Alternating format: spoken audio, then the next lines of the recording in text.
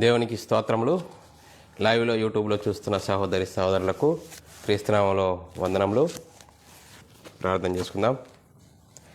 పరలోకమందున మా తండ్రి, నీ ప్రియకుమారుడు యేసుక్రీస్తునామంలో కృతజ్ఞతాస్తుతులు స్తోత్రం చెల్లించుకుంటున్నాం నాయన.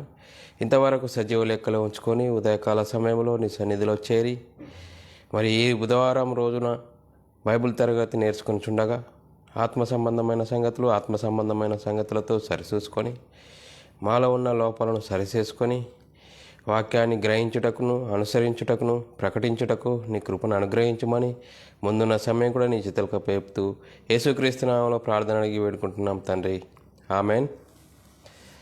మరి లైవ్లో యూట్యూబ్లో వీక్షిస్తున్న సహోదరి సహోదరులకు క్రీస్తు నామములో వందనములు.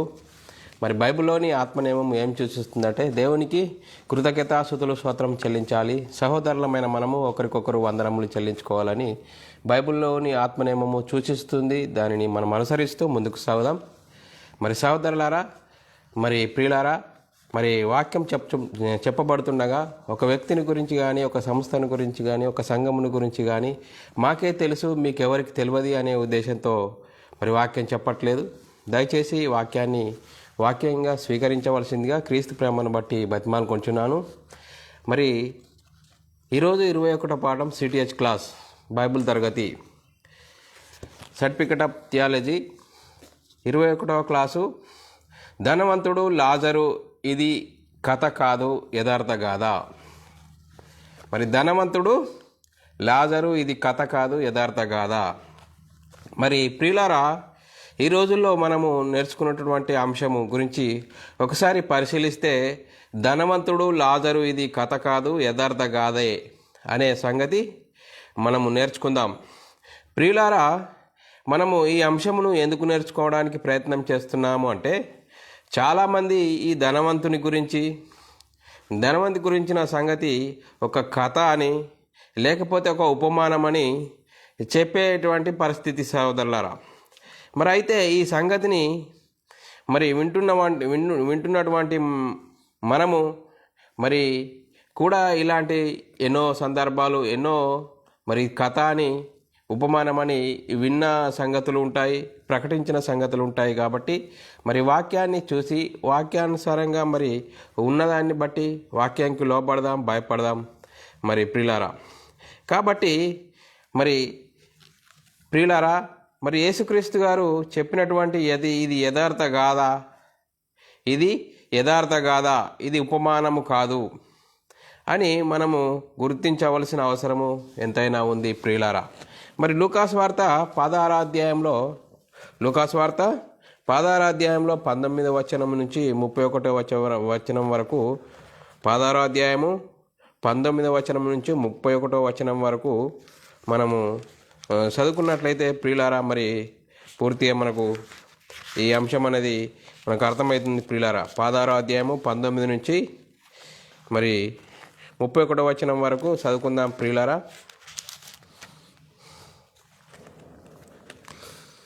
ధనవంతుడు ఒకడుండెను. అతడు ఉదారంగు బట్టలను, సన్నపునార వస్త్రములను ధరించుకొని ప్రతిదినము బహుగా సుఖపడుచుండువాడు. లాజరు అను ఒక దరిద్రుడుండెను. వాడు కురుపులతో నిండినవాడై ధనవంతుడి ఇంటి వాకిట పడి ఉండి అతని బల్ల మీద నుండి పడు రొట్టె ముక్కలతో అతని ఆకలి తీర్చుకొనగోరెను. అంతేకాక కుక్కలు వచ్చి వాని కురుపులు నాకెను.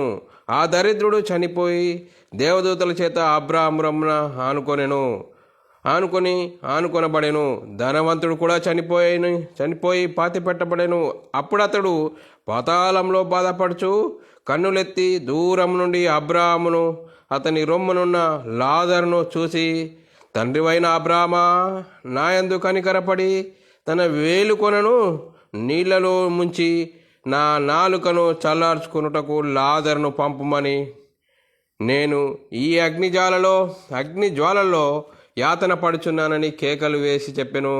అందుకు అబ్రహాము, కుమారుడా, నీవు నీ జీవితకాలమందు నీకిష్టమైన సుఖము అనుభవించితివి.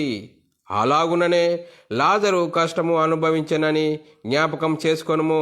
ఇప్పుడైతే వాడు ఇక్కడ నెమ్మది పొందుచున్నాడు, నీవు యాతన పడుచున్నావు. అంతేకాక ఇక్కడ నుండి మీ యొద్దకు దాట గోజాలకుండునట్లు మరి పోజాలకుండునట్లు అక్కడి వారు మా యొద్దకు రాజాలకుండునట్లు మాకును మీకును మహా అగాధము ఉంచబడి ఉన్నదని చెప్పెను.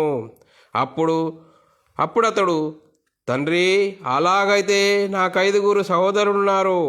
వారును ఈ వేదనకరమైన స్థలమునకు రాకుండా వారికి సాక్ష్యమించుటకై నా తండ్రి ఇంటికి వాణ్ణి పంపవలనని నేను వేడుకొనుచున్నాను. అందుకు అబ్రాహాము, వారి యొద్ద మోషేయు ప్రవక్తలు ఉన్నారు, వారి మాట వినవలనని అతనితో చెప్పెను. అతడు, తండ్రివైన అబ్రాహామా, అలాగూ అనవద్దు. మృతులలో నుండి ఒకడు వారి యొద్దకు వెళ్ళిన ఎడల వారు మారు మనసు పొందుదురని చెప్పెను. అందుకతడు మోషేయు ప్రవక్తలను మరి వారు చెప్పిన ఎడల మోషేయు ప్రవక్తలు వారు చెప్పినది వినని ఎడల మృతులలో నుండి ఒకడు లేచినను వారు నమ్మరని అతనితో చెప్పెను. ప్రియులారా, మరి వాక్యాన్ని మనము పరిశీలించినట్లయితే మరి ఇక్కడ ఇప్పుడు మనము చదవబడినటువంటి వాక్యంను పరిశీలన చేసినట్లయితే ప్రియులారా, ధనవంతుడు ఒకడుండెను. అతడు ఎట్లా ఉండట? ఉదారంగు బట్టలు, సన్నపు నార వస్త్రములను ధరించుకొనివాడు ప్రతిదినము బహుగా సుఖపడుచుండవాట. అలాగే లాజరు అను ఒక దరిద్రుడు ఉన్నాడు. వాడు కురుపులతో నిండినవాడై ధనవంతుడి ఇంటి వాకిట పడి ఉండి అతని బల్ల మీద నుండి పడు రొట్టె ముక్కలతో ఆకలి తీర్చుకొనగోరెను. అంతేగాక కుక్కలు వచ్చి వాని కురుపులు నాకెను. అయితే ఇక్కడ మనం పరిశీలన చేస్తే ప్రియులారా, వీళ్ళిద్దరూ చనిపోయారు. మరి ఆ దరిద్రుడు కూడా చనిపోయాడు. దేవదూతల చేత అబ్రాహాం రమ్మున ఆనుకొని ఉన్నాడు. ధనవంతుడు కూడా చనిపోయి పాతిపెట్టబడి పాతాళంలో బాధపడుచు పాతాళంలో ఆ ధనవంతునికి కనబడ్డారు. ఎవరు కనబడ్డారంటే ప్రియులారా, మరి కనులెత్తి చూడగా దూరము నుండి అబ్రాహాము అతని రొమ్మున ఆనుకొనున్న లాజరు కనబడ్డారట ప్రియులారా. మరి ధనవంతుడు అబ్రాహాంతో మొరపెట్టుచున్నాడు. ఏమనంటే ప్రియులారా, తండ్రివైన అబ్రాహామా, నా యందు కనికరపడి తన వేలు కొనతో నీళ్లలో ముంచి నా నాలుకను చల్లార్చుకుటకు లాజరును పంపుము. నేను ఈ అగ్నిజ్వాలల్లో యాతన పడుచున్నానని కేకలు వేశాను. ప్రియులారా, మరి అబ్రాహాము, కుమారుడా, నీవు నీ జీవితకాలము నీకు ఇష్టమైనట్లు సుఖముగా అనుభవించితివి. అలాగైతే లాజరు కష్టము అనుభవించెను అని జ్ఞాపకం చేసుకొనుము. మరి ఇప్పుడైతే వాడు ఇక్కడ నెమ్మది పొందుచున్నాడు, నువ్వు యాతన పడుచున్నావు. అంటే వీళ్ళిద్దరూ ఒకే స్థలానికి వెళ్ళలేదు, ఇద్దరు కూడా వేరు స్థలానికి వెళ్ళారని మనకి ఇక్కడ అర్థమవుతుంది ప్రియులారా. మరి ధనవంతుడు ఎక్కడికి వెళ్ళాడంటే పాతాళంలోకి వెళ్ళాడు. పాతాళంలో వేదనకరమైన స్థలంలోనికి వెళ్ళాడు. ధనవంతుడు మరి కన్నులెత్తినప్పుడు ఎవరు కనబడ్డారంటే అబ్రాహాము అతని రొమ్మున ఆనుకున్న లాజరు కనబడ్డారట ప్రియులారా. అంతేకాదు, అయితే వీరిద్దరి మధ్య ఒక అగాధం ఉన్నదని మనము గ్రహించాము ప్రియులారా. మరి ఇక్కడ మనము అర్థమైంది ఏమిటంటే వీరిద్దరూ ఒకే లోకంలో ఉన్నా కానీ ఒకరిని ఒకరు చూసుకొనగలుగుతున్నారు, ఒకరితో ఒకరు మాట్లాడగలుగుతున్నారు. కానీ అక్కడి వారు అక్కడికి దాటిపోజాలకున్నట్లు వారి మధ్య అగాధము ఉంచబడి ఉన్నది. మరి ఒక భాగమేమో అగాధము, మరి ఒక భాగమేమో నెమ్మది పొందే స్థలమని మరి మనకు అర్థమవుతుంది ప్రియులారా. మరి ధనవంతుడు ఏమంటుండు? ధనవంతుడు మరి అబ్రాహామును వేడుకుంటుండు. మరి అబ్రాహామును వేడుకుంటూ, అయితే అబ్రాహామా, మరి ఇక్కడ ఉన్నటువంటి పరిస్థితి, మరి అక్కడ ఉన్న పరిస్థితి చెప్తున్నాడు.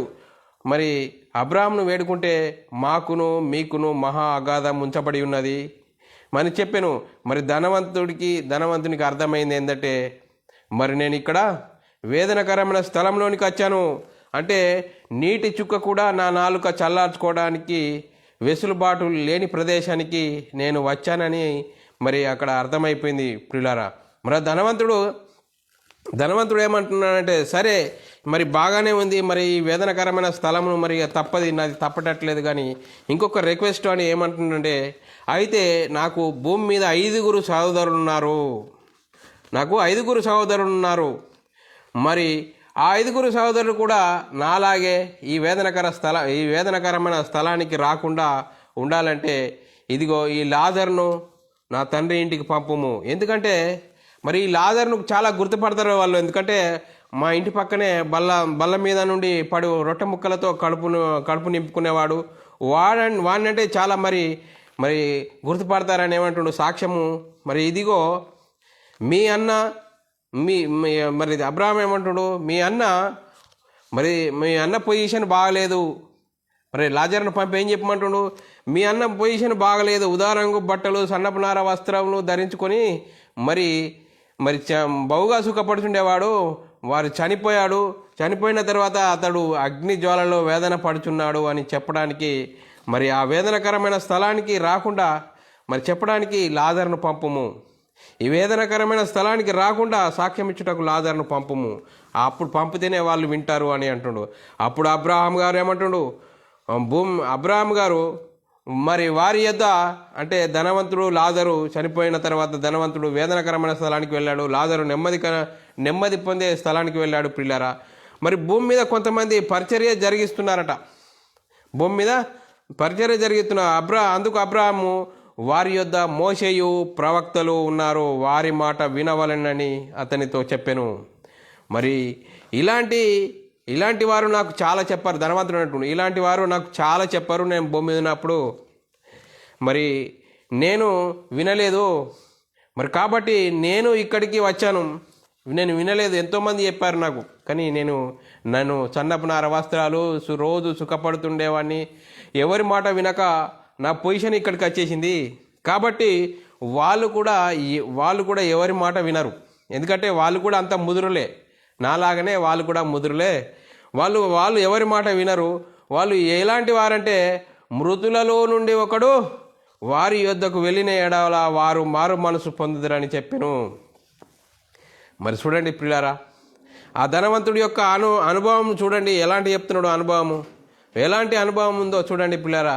ధనవంతుడు వాళ్ళ సహోదరుల గురించి చాలా చక్కగా చెప్తున్నాడు ప్రియులారా. ఎందుకంటే చాలా వాళ్ళు ముదురులు, వాళ్ళు ఎవరి మాట వినరు. నేను కూడా వినకనే ఇక్కడికి వచ్చాను, వాళ్ళ పొజిషన్ కూడా వాళ్ళు తప్పనిసరి ఇక్కడికే వస్తారు. కానీ ఈ లాజరును పంపిస్తే వాళ్ళు ఆ మాట వింటారు.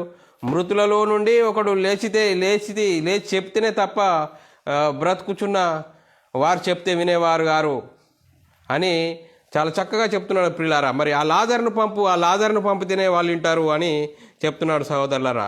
నా సహోదరు మరి చూడండి సహోదరులారా, లూకాసు వార్త మరి 10వ అధ్యాయం 20 నుంచి 21 వచనము చదువుకున్నట్లయితే, కాబట్టి నా సహోదరులు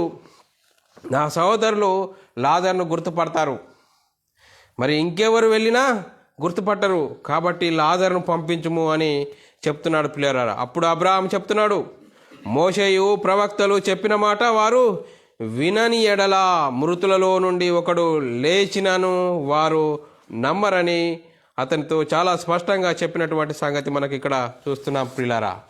మనము పరిశీలన చేస్తే సహోదరులారా, ఇది ధనవంతుడు లాజరు కథ కాదు, ఇది యథార్థ గాథే అని మనకిక్కడ మనం ఎలా తెలుసుకునగలము అంటే ప్రియులారా, మనము ఎలాగా గుర్తుపట్టగలం? మరి ఇది ధనవంతుడు లాజరు యథార్థ గాథే అని ఎలా తెలుస్తుంది? మరి ఎలా గుర్తుపట్టగలం అంటే, ఇది చెప్పినటువంటిది యేసుక్రీస్తు గారు ఎటువంటి పద్ధతి విధానమును మనము ఒకసారి గమనిస్తే ప్రియులారా, ధనవంతుడు ఒకడు ఉండెను అంటే గతంలో మరి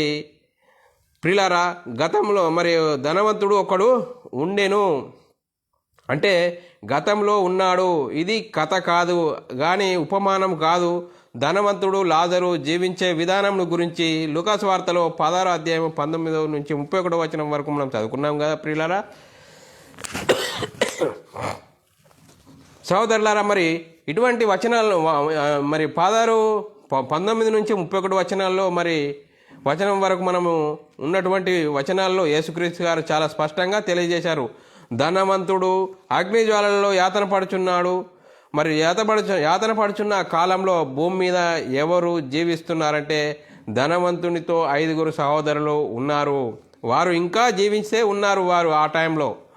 మరి మనకు అర్థమవుతుంది పిల్లరా, మరి ఆ ధనవంతుడు లాజరు అనేది కథ కాదు, ఇది ఒక యథార్థ గాథ అని మనకు ఇక్కడ మరి అర్థమవుతుంది పిల్లారా. ఇంకా మరి ఈ వచనాలను ఇంకా అదే 16వ అధ్యాయము 19 నుంచి 31 వచనాలను మనం పరిశీలన చేస్తే పిల్లారా, కాబట్టి పిల్లారా మనము ఇక్కడ 3 సంగతులు నేర్చుకున్నాము. ఏంటంటే, ఒకటి, యేసుక్రీస్తు ఇది యథార్థ గాథను, యేసుక్రీస్తు గారు ఇది యథార్థ గాథను చెప్పిన విధానము ఎలాంటిది అనేది మనము నేర్చుకున్నాము. రెండవది, మరి ధనవంతుడు చనిపోయి పాతాళంలో బాధపడుచున్న సమయంలో మరి భూమి మీద ధనవంతునికి 5 సహోదరులు ఉన్నారు. వారు భూమి మీద జీవించే ఉన్నారు. మరి రెండో సంగతి నేర్చుకున్నాం. మూడో సంగతి ఏంటంటే, ఈ ధనవంతుడు చనిపోయి పాతాళంలో అగ్ని జ్వాలలలో యాతన పడుతున్న సమయంలో భూమి మీద ఎవరున్నారంటే మోషేయు ప్రవక్తలను భూమి మీద పరిచర్య చేస్తున్నారు. అంటే మోషేయు ప్రవక్తలు భూమి మీద పరిచర్య జరిగించే కాలంలో జరిగే యథార్థ సంఘటనని ఇక్కడ యేసుక్రీస్తు గారు చెప్పినట్లుగా మనకు చాలా స్పష్టంగా అర్థమవుతుంది ప్రియులారా. మరి ఇది ముమ్మాటికి యథార్థ గాథే, గతంలో జరిగినటువంటి యథార్థ గాథే. చాలా స్పష్టంగా గ్రహించవలసినటువంటి అవసరం ఉంది ప్రియులారా. చాలామంది ఇప్పటికీ కూడా ధనవంతుడు లాజరు ఇది కథ అని చెప్పేటటువంటి పరిస్థితి ప్రియులారా. కాబట్టి మనము మరి బోధన మనము ఇలాంటి బోధన మనం ఎన్నో విన్నాము, మరి ఎన్నో చెప్పాము కావచ్చు. కానీ ఇకనైనా మరి వాక్యాన్ని చూసి మరి మన బోధన మార్చుకోవాల్సిన అవసరం ఎంతైనా ఉంది ప్రియులారా. మనం దీనిని బట్టి నేర్చుకున్నటువంటి నీతి ఏంటి? మరి ఇప్పుడు ఇలాంటి వాక్యం చదువుకున్నాగా, ఈ వాక్యం ద్వారా మరి ధనవంతుడు లాజరు దీన్ని బట్టి మరి ఏం నేర్చుకున్నామని మనం పరిశీలన చేస్తే, సన్నపు నార వస్త్రములు ధరించుకునేవాడు, అనుదినము బహుగా సుఖించేవాడు, కానీ చనిపోయిన తర్వాత ఎక్కడికి వెళ్ళాడు? పాతాళంలో అగ్ని జ్వాలల్లో యాతన పడుచున్నాడానికి వెళ్ళాడు.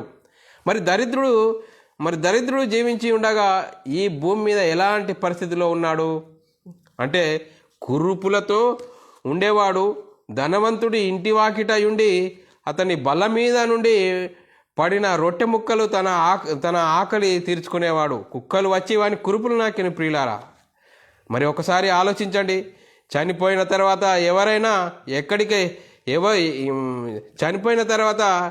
ఎవరెవరు ఎక్కడికి వెళ్ళారు? మరి ధనవంతుడైతే పాతాళంలోకి వెళ్ళాడు, యాతన పడుచున్న స్థలానికి వెళ్ళాడు. దరిద్రుడేమో నెమ్మది పొందే స్థలానికి అనగా పరదేశికి వెళ్ళాడు ప్రియులారా.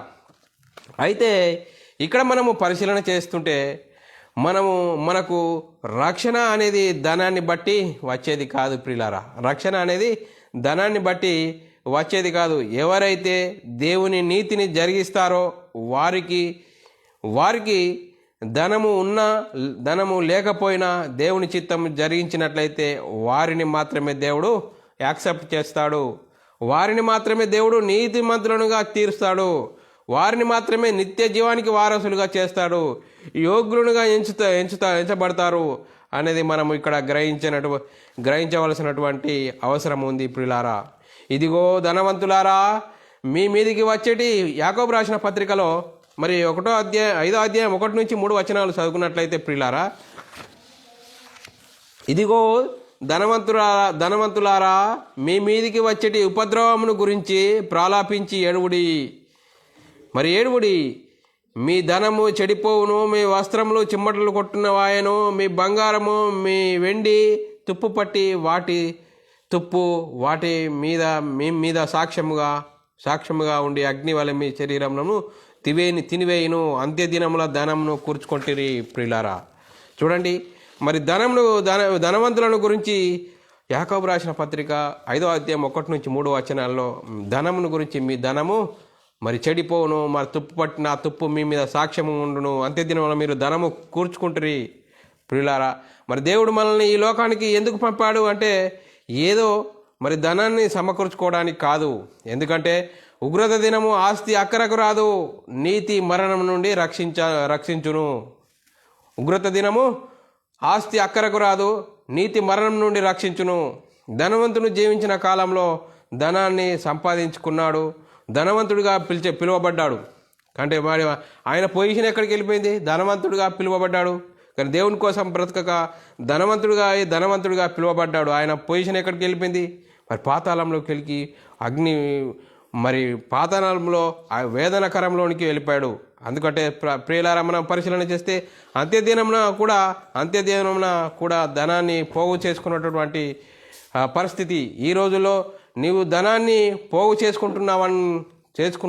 చేసుకున్నటువంటి ఉండడం కాదు, నీవు ఎలాంటి స్థితిలో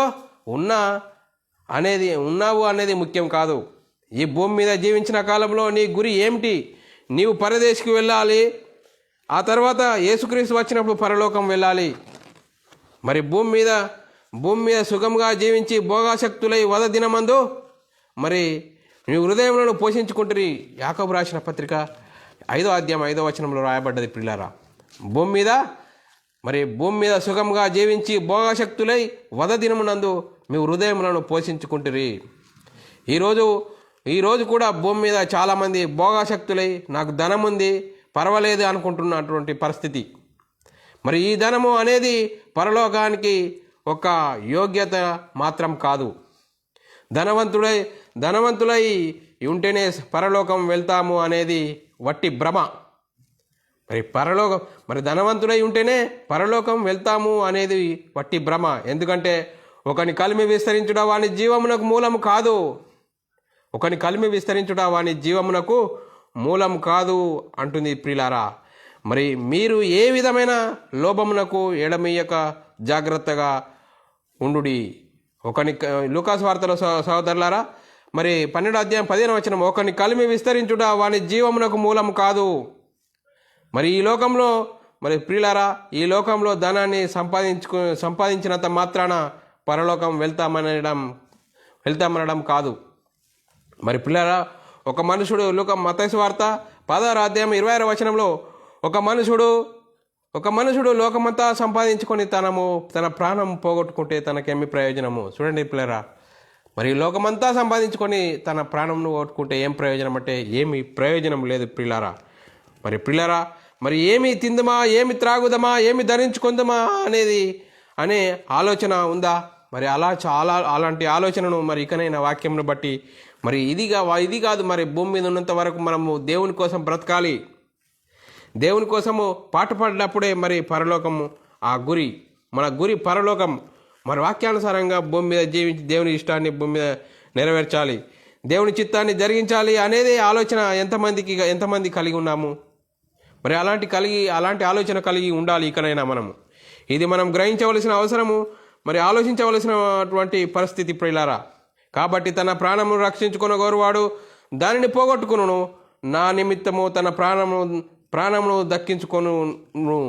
మత్తయి వార్త మరి 10వ అధ్యాయము 25వ వచనంలో రాయబడ్డది ప్రియులారా. కాబట్టి తన ప్రాణమును రక్షించుకున్న గోరువాడు దాన్ని పోగొట్టుకొను, నా నిమిత్తము తన ప్రాణము దక్కించుకొను.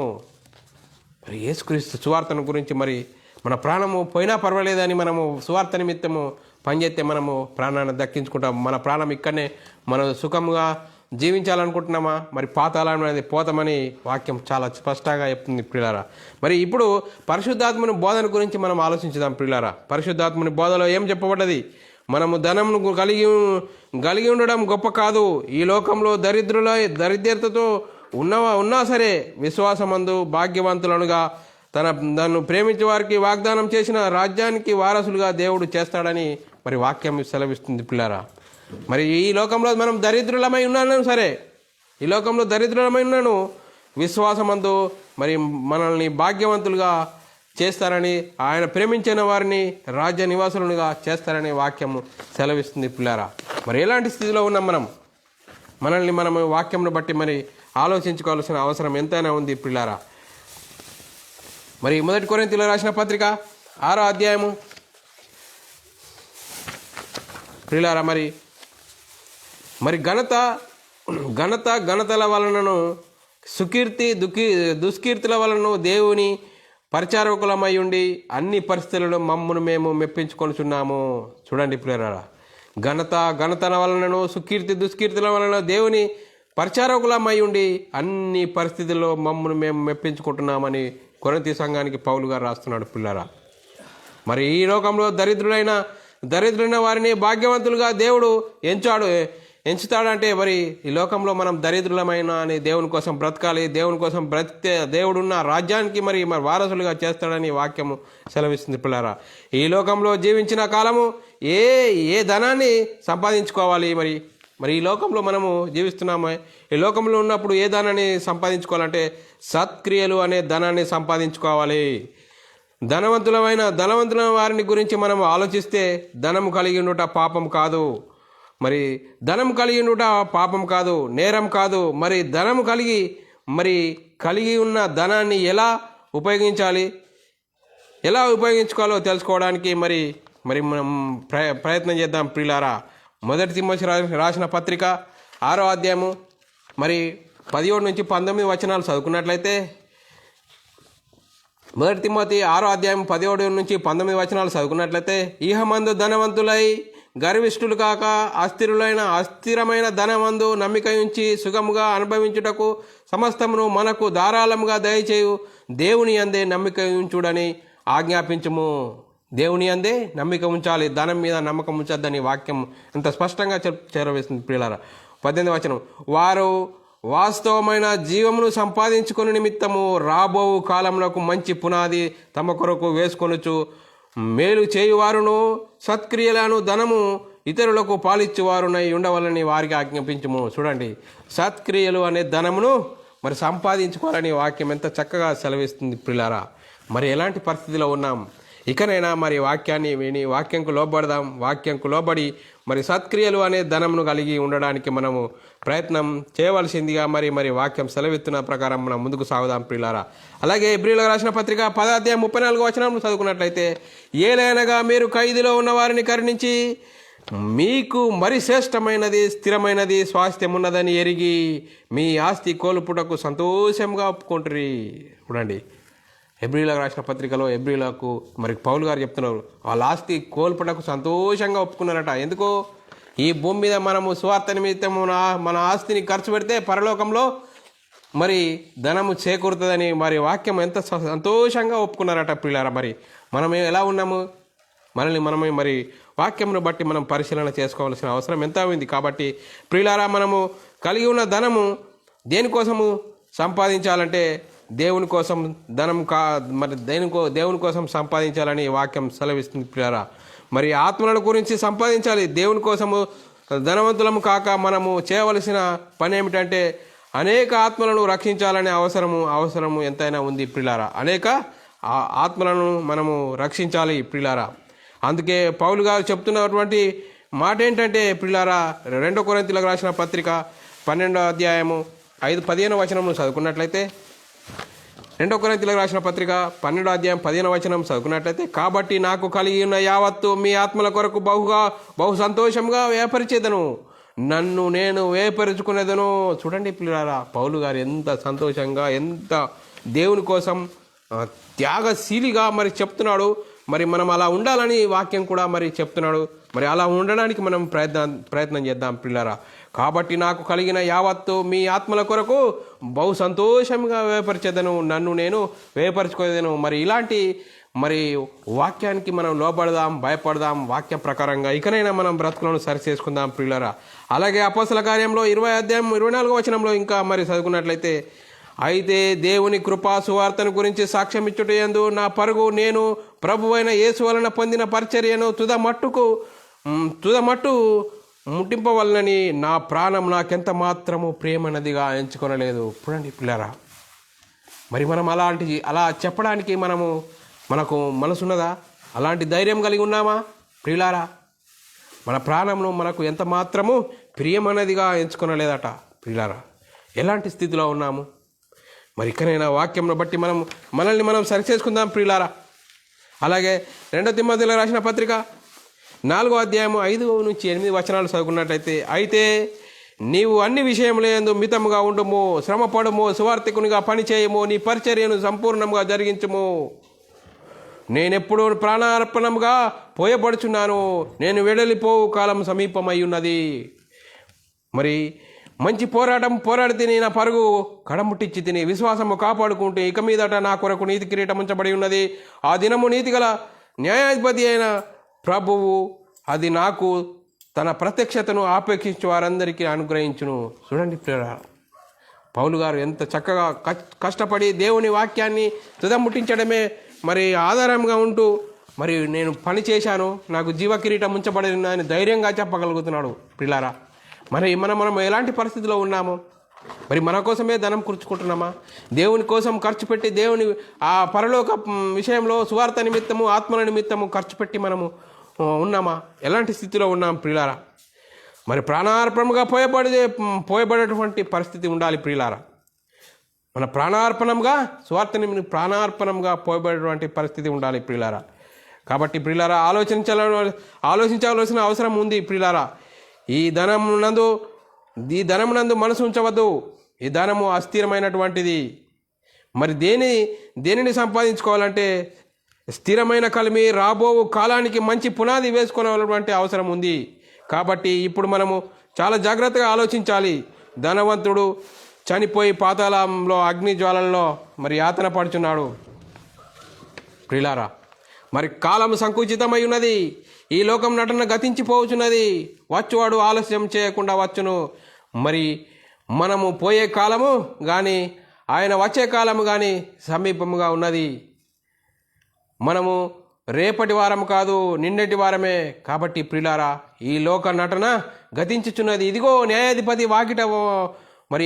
వాకిట నిలిచి ఉన్నాడు. మరి యాకోబు రాసిన పత్రిక 5వ అధ్యాయం 19వ వచనంలో రాయబడ్డది ప్రియులారా.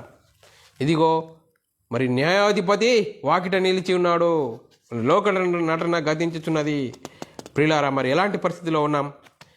మరి 1 కొరింథీయులకు రాసిన పత్రిక 7వ అధ్యాయం 29 నుంచి 31 వచనం, సహోదరులారా, నేను చెప్పున్నదేమనగా కాలము సంకుచితమై ఉన్నది, లోక నటన గతించుచున్నది. మరి నటన మరి గతించుచున్నది ప్రియులారా. మరి ఎలాంటి స్థితిలో ఉన్నాం? మరి ఎబ్రిలకు రాసిన పత్రిక 2వ అధ్యాయం 3వ వచనం, ఇంత గొప్ప రక్షణ మనము నిర్లక్ష్యం చేసిన ఎలా తప్పించుకుందాము? చూడండి ప్రియులారా, ఇంత గొప్ప రక్షణ మనము నిర్లక్ష్యం చేసిన ఎలాగో తప్పించుకుందాము? కాబట్టి ప్రియులారా, మరి మనము దేవుని ఆ వాక్యమును బట్టి మరి ఎలాంటి స్థితిలో ఉన్నాం? మరి మనల్ని మనము ఆలోచించుకోవాల్సిన అవసరం ఎంతైనా ఉంది ప్రియులారా. 1 పేతురు రాసిన పత్రిక 4వ అధ్యాయం 17వ వచనం, కాబట్టి ప్రియులారా, తీర్పు దేవుని ఇంటి యొద్ద ఆరంభము కాలము వచ్చి ఉన్నది. కాబట్టి ప్రియులారా, తీర్పు దేవుని ఇంటి యొద్ద ఆరంభమై ఉన్నది. మరి రక్షింపబడిన వారి పరిస్థితి ఏంటి? మరి మనల్ని మనమే ఆలోచించుకుందాం ప్రియులారా. వాక్యంను మరి చాలా స్పష్టంగా చెప్తుంది ప్రియులారా. సజీవయంగా మీ శరీరములను దేవుని కోసం సమర్పించుకోవాలని వాక్యం సెలవిస్తుంది. రోమీయులకు రాసిన పత్రిక 12వ అధ్యాయం 1-2 వచనాల్లో, కాబట్టి మీ సజీవయంగా మీ శరీరములను ఆయనకు సమర్పించుకోవాలని మరి దేవుని వాక్యాలను బట్టి మిమ్మల్ని బతిమాలుకుంటున్నాను. ప్రియులారా, ఒకసారి ఆలోచించండి ప్రియులారా. ఎందుకంటే ఒకని కలిమి విస్తరించుట వాని జీవమునికి మూలం కాదు. లోకమంతా సంపాదించుకొని తన ప్రాణం పోగొట్టుకుంటే మరి ఎక్కడికి వెళ్తాడు? చూడండి ప్రియులారా. ఇప్పుడు మరి కాబట్టి ఇప్పుడున్న పరిస్థితిలో మనము ధనము కలిగి ఉన్న ధనంను లేకపోయినా ఎవరి మీద లక్ష్యం ఉంచాలి ప్రియులారా? మనల్ని పోషిస్తూ ధారాళంగా దయచేస్తున్న దేవుని మీదనే లక్ష్యం ఉంచాలి ప్రియులారా. మనం కలిగి ఉన్న ధనంతో ఏం సంపాదించుకోవాలంటే రాబో కాలానికి మంచి పునాది వేసుకోవాలి. స్థిరమైన కలిమి సంపాదించుకోవాలి. దేవుని ఎడల ధనవంతుడు కావాలి. చాలామంది చెప్తున్నటువంటి మాట ఏంటంటే, నేను చాలా బీదవాడిని అంటున్నారు. మరి క్రైస్తవులైన మన సహోదరులే, నేను చాలా బీదవాడిని, నాకేం లేదంటుడు. బైబిల్ ఏం చెప్తుంది? ఈ లోక విషయంలో దరిద్రులైన వారిని విశ్వాసమందు భాగ్యవంతులను గాను తాను ప్రేమించే వారికి తాను వాగ్దానం చేసిన రాజ్యమునకు వారసులుగాను గాను ఉండుటకు దేవుడు ఏర్పరచుకోనలేదా? చూడండి పిల్లరా, బైబిల్ ఎంత చక్కగా చెప్తున్నది. మరి వాక్యానుసారంగా మనం బ్రతకడానికి ముందుకు సాగుదాం పిల్లరా. మన ధనాన్ని, మన ప్రాణాన్ని సువార్తల ఆత్మల నిమిత్తము మనము ఖర్చు పెట్టాలి. మరి అలాంటి పరిస్థితిలో ఉన్నాం. మరి సువార్తను మనం గట్టిగా పట్టుకోవాలి. సువార్తను గట్టిగా పట్టుకుంటే మనల్ని మనం రక్షించుకునేటువంటి పరిస్థితి పిల్లారా. మరి ధనవంతుడు లాజరుని గురించి మనము అలాగా ఉండకూడదని వాక్యం సెలవిస్తుంది పిల్లారా. ధనవంతుడు దినంగా ఉన్నామా? ఎక్కడికి వెళ్ళిపోతాము? ధనవంతుడు పాతాళానికి వెళ్ళిపోయాడు. భూమి మీద సుఖంగాను మరి సన్నపనార వస్త్రాలు ధరించుకొని ఎవరు చెప్పినా వినకుండా మరి ఎక్కడికి వెళ్ళిపోయాడు? పాతాళానికి వెళ్ళిపోయినాక ఏమై అర్థమైంది? నాకు 5 సహోదరులు ఉన్నారు. అబ్రామా, తండ్రి అయిన అబ్రామా, మరి నాదొక రిక్వెస్టు, నాకు 5 అన్నదమ్ములు ఉన్నారు. వాళ్ళు కూడా వాళ్ళ పొజిషన్ కూడా ఇక్కడికి వస్తుంది, వాళ్ళు గ్యారంటీ ఇక్కడికి వస్తారు. ఆ లాజరుని పంపు. ఆ లాజరుని ఎందుకంటే ఆ లాజరు మా ఇంటి వాకిట ఆ బల్ల మీద పడ్డ రొట్టె ముక్కలు తిని మరి ఆయన జీవనం కొనసాగించాడు. ఆయననైతే గుర్తుపడతారు. ఆయనను పంపు అని అంటే భూమి మీద మోషేయు ప్రవక్తలు ఉన్నారు. వాళ్ళు చెప్తే ఇంటనే సై, లేకుంటే ఆయన జీవితం ఇప్పుడు ఆయనను పంపే పరిస్థితి లేరు. వాళ్ళు చెప్తే ఇంటే సరి. ఇంకా ఈయన మృతులలో నుండి ఒకటి పోతే మారు మనసు పొందుతారని చెప్తున్నావా అని అంటున్న పరిస్థితి పిల్లారా. మనము మన జీవితంలో ఎలా ఉన్నాం పిల్లారా? దేవుని కోసం బ్రతుకుతున్నామా? మన జీవితము మరి సన్నపనార వస్త్రాలు ధర ఏమి తిందమా, ఏం త్రాగుదామా అనేది ఈ లోక సంబంధం వాటిని గురించి ఆలోచిస్తున్నామా ప్రియులారా? ఈ వాక్యంను బట్టి మనం ఏం చేసుకుంటున్నాము? ధనవంతుడిలాగా ఉండకూడదు, లాజరులాగా జీవించాలి. దేవుని కోసము పాట పడుతూ మరి దేవుడున్న పరలోకానికి వెళ్ళడానికి మనం ప్రయత్నం చేద్దాం ప్రియులారా. మరి ఇలాంటి ఆత్మీయమైన అంశాలు వినాలనుకుంటున్నారా? బైబుల్ విజ్డమ్ అకాడమీ అని యూట్యూబ్ ఛానల్లో మరి సబ్స్క్రైబ్ చేసుకోండి. ఎన్నో ఆత్మీయమైన సంగతులు మరి వినండి, అనేకులకు చేయవలసిందిగా క్రీస్తు ప్రేమను బట్టి బతిమాలుకొంచున్నాం ప్రియులారా. మరి మీ వ్యక్తిగత ప్రార్థనలో మా ప్రాచుర్య నిమిత్తం ప్రార్థన చేయవలసిందిగా క్రీస్తు ప్రేమను బట్టి బతిమాలుకొంచున్నాం ప్రియులారా. మరి ఇలాంటి ఆత్మీయమైన విషయాలు విని అనేకులకు అందించవలసిందిగా క్రీస్తు ప్రేమను బట్టి బతిమాలుకొంచున్నాం. చిన్న ప్రార్థన చేసుకుందాం ప్రియులారా. పరలోకమందున మా తండ్రి, నీ ప్రియకుమారుడు యేసుక్రీస్తునామంలో ప్రార్థన అడిగి యేసుక్రీస్తునామంలో కృతజ్ఞతాస్తుతులు స్తోత్రం చెల్లించుకుంటున్నాం నాయన. ఇంతవరకు సజీవులుగా ఉంచి మరి గొప్ప అంశాన్ని నేర్చుకోవడానికి మరి అవకాశం ఇచ్చినందుకు కృతజ్ఞతాస్తుతులు స్తోత్రాలు. ధనవంతుడు లాజరు వారి జీవిత చరిత్రను గురించి మరి యథార్థ కాదని తెలుసుకున్నాం. మా జీవితాల్లో మేము ధనవంతుల స్థిరంగా ఉండకుండా లాజరు మాదిరిగా దేవుని యందు భయము భక్తి కలిగి మరి మా జీవితాలను కట్టుకొని ఇకనైనా మరి పరలోకం చేరే గురి మా లక్ష్యము ఉంచుకొని ఇకనైనా నీకోసం జీవించే భాగ్యము ధన్యత మాకు అనుగ్రహించినందుకు కృతజ్ఞతాస్తుతులు స్తోత్రం చెల్లించుకుంటూ ఇటు గొప్ప ధన్యత అనుగ్రహించినందుకు కృతజ్ఞతాస్తుతులు స్తోత్రం చెల్లించుకుంటూ యేసుక్రీస్తు నామములో ప్రార్థన అడిగి వేడుకుంటున్నాం తండ్రి. ఆమెన్. అందరికీ వందనములు. దేవునికి స్తోత్రాలు.